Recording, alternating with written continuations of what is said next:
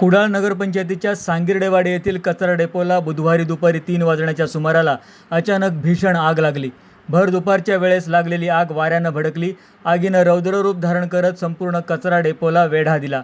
आगीची माहिती मिळताच नगरपंचायत प्रशासनानं तातडीनं घटनास्थळी धाव घेतली.